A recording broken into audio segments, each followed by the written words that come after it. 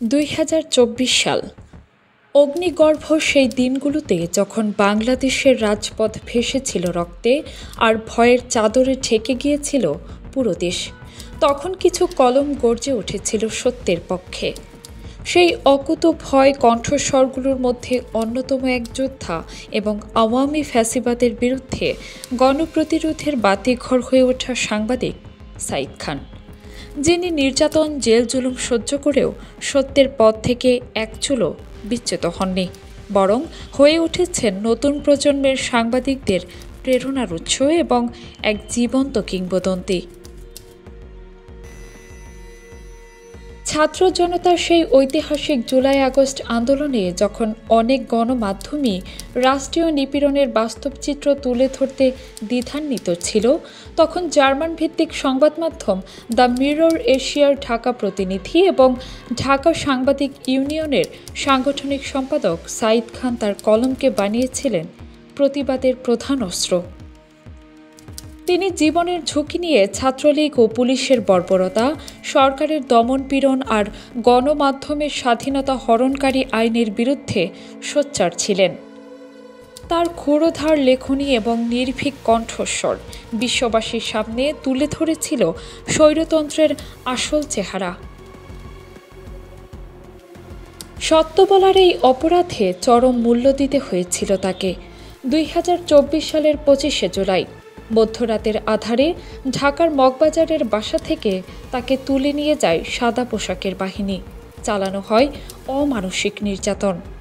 তার কণ্ঠকে চিরতরে থামিয়ে দেওয়ার জন্য দেয়া হয় মেট্রো রেল অগ্নি সংযোগের মতো বানোয়াট মামলা এবং রিমান্ডের নামে চলে পাশবিক নিপীড়ন।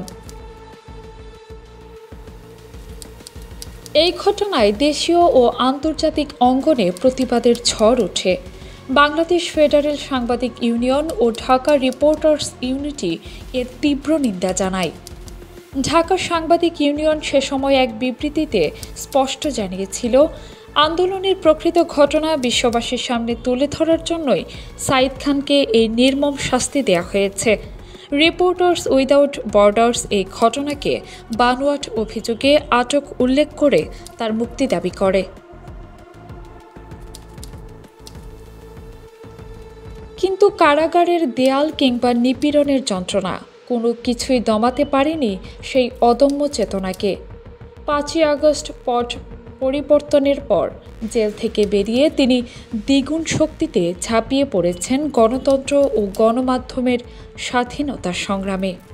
একজন মুক্তিযোদ্ধার সন্তান হিসেবে দেশপ্রেমের যে চেতনা তিনি হৃদয়ে লালন করেন, তা প্রতিফলিত হচ্ছে তার প্রতিটি কাজে। দেশের প্রথম সারির গণমাধ্যমে তার ক্ষুরোধার কলাম, আলোচনা অনুষ্ঠানে তার নির্ভীক বিচরণ আর অনলাইন অফলাইনে তার সরব উপস্থিতি জানান দিচ্ছে সত্যের লড়াই থামাবার নয়। সাঈদ খান আজ তাই শুধু একজন ব্যক্তি নন, তিনি একটি আদর্শ, নিপীড়নের বিরুদ্ধে প্রতিরোধের এক জীবন্ত প্রতীক। তিনি প্রমাণ করেছেন সাংবাদিকতা কেবল একটি পেশা নয়, বরং স্বৈরাচারের বিরুদ্ধে লড়াইয়ের এক শক্তিশালী দুর্গ। তার ত্যাগ, নিষ্ঠা ও সাহসিকতা আজ হাজারো মুক্তিকামী মানুষের হৃদয়ে তাকে গণতন্ত্রের এক অকুতোভয় যোদ্ধা হিসেবে আসীন করেছে। কাজী উপমা মিম, দৈনিক খোলা চোখ।